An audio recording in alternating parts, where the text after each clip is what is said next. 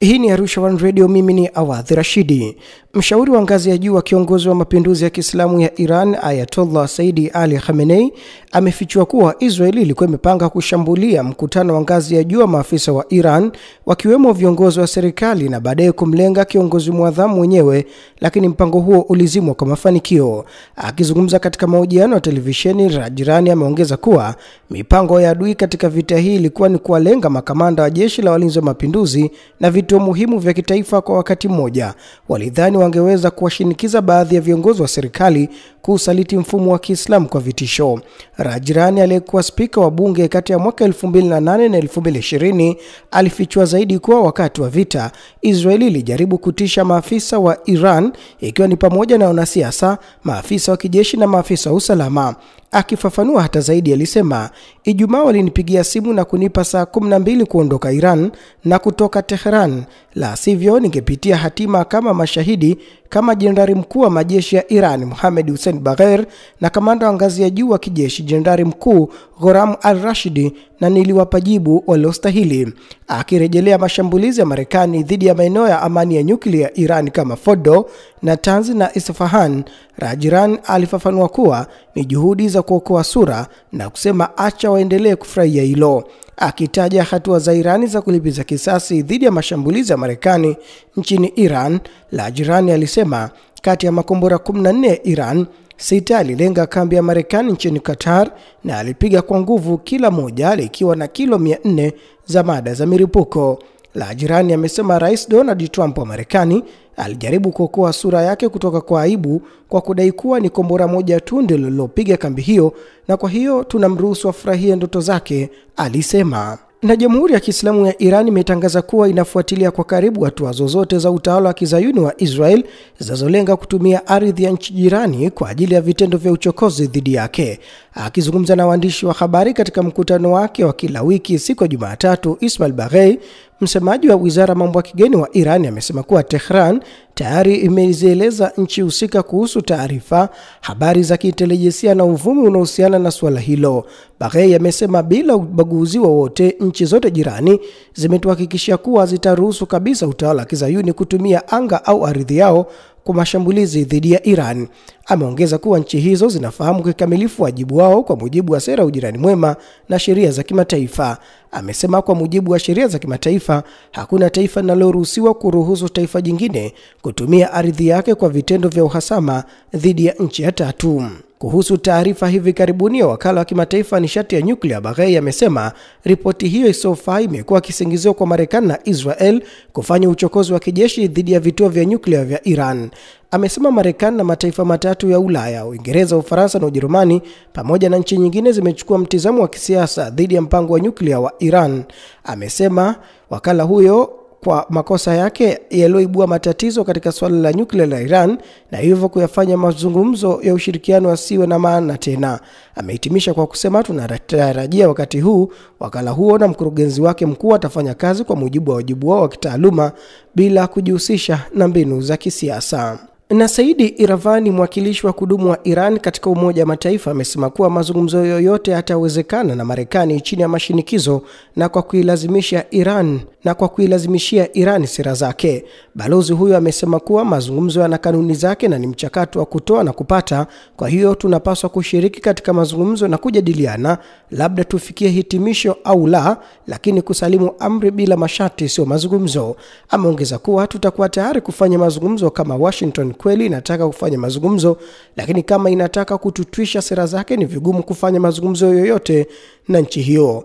Balozi huyo amelaani na kutaja hatua za Rais Donald Trump za kutishia kumuua Ayatollah Ali Khamenei, kiongozi mkuu wa mapinduzi ya Kiislamu ya Iran, kuwa ni ukiukwaji mkubwa wa sheria za kimataifa, na kusema wakuu wa nchi wanakinga dhidi ya shambulio lolote kwa mujibu wa sheria za kimataifa.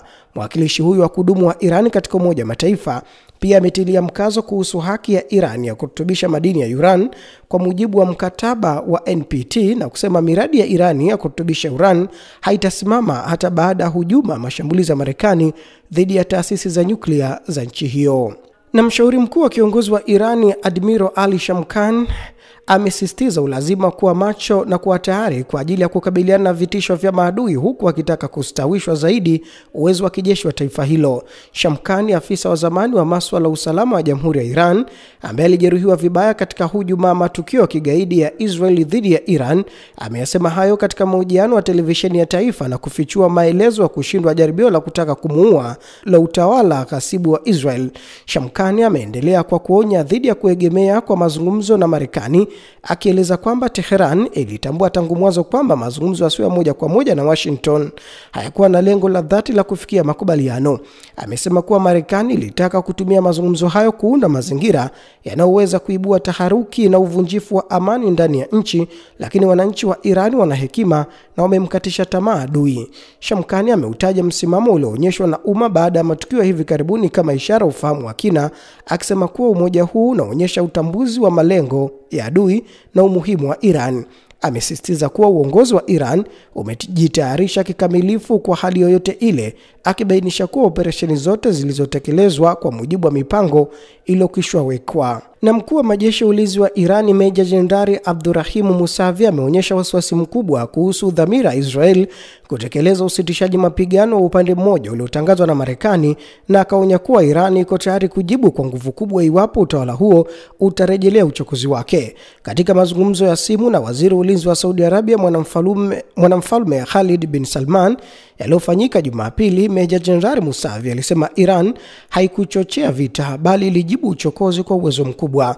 Aliongeza na nukuu, "Sisi hatukuanzisha vita bali tulijibu kwa nguvu dhidi ya mchokozi, na kwa kuwa tunashaka kweli kuhusu kufungamana na adui na ahadi zake ikiwemo usitishaji mapigano, tupo tayari kujibu kwa kishindo iwapo watarudia uchokozi wao." Katika mazungumzo hayo alijadili vita vya siku 12 vya Israel na Marekani dhidi ya Iran pamoja na masuala ya kikanda na mahusiano ya pande mbili. Israeli ilisimamisha mashambulizi yake dhidi ya Iran Jumanne iliyopita kwa upande mmoja baada ya Rais Trump kutangaza usitishaji wa mapigano. Kwa mujibu wa mshauri wake wa zamani Steve Bannon, Tel Aviv ililazimika kukubali ili kujiokoa kutokana na kiwango cha mashambulizi walioanzisha kuzidi uwezo wao wa kivita. Kwa upande wake, mwanamfalme Khalid amesema kuwa serikali ya Saudi Arabia haikutosheka tu kwa kulaani uchokozi huo bali ilifanya juhudi kubwa kumaliza vita hivyo na mashambulizi dhidi ya Iran. Aliwasilisha pia salamu za rambirambi kwa niaba ya serikali ya Saudi Arabia kwa kuuawa shahidi kwa makamanda wa Iran wakati wa mashambulizi ya kichokozi ya Israel. Na takriban Wapalestina 20 waliuawa katika shambulio la anga la Israeli katika mkahawa maarufu ulioko baharini unaotumiwa mara kwa mara na wanaharakati, waandishi wa habari na wakazi wa eneo hilo magharibi mwa Gaza leo Jumatatu, kulingana na matabibu na watu walioshuhudia tukio hilo.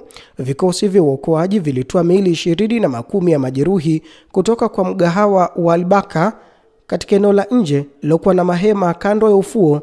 Msemaji wa Wizara ya Ulinzi wa Gaza inaondeshwa na Hamas alisema. Aliongeza kuwa wafanyakazi wa dharura bado walikuwa wakitafuta shimo refu lililoachwa wazi kutokana na mlipuko huo. Na picha za satellite kutoka Maxar Technology zimeonyesha vifaa vizito vya ujenzi vikifanya kazi katika kituo cha nyuklia cha Fordo nchini Iran, mojawapo ya maeneo yaliyoshambuliwa na jeshi la Marekani.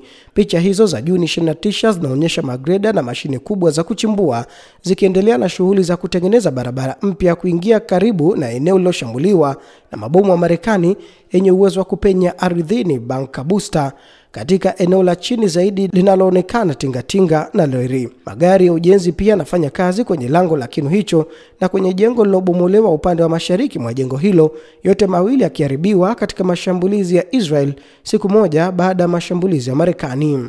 Mwisho wa rubaa za kimataifa kutoka Arusha One Radio, mimi ni Awadh Rashidi.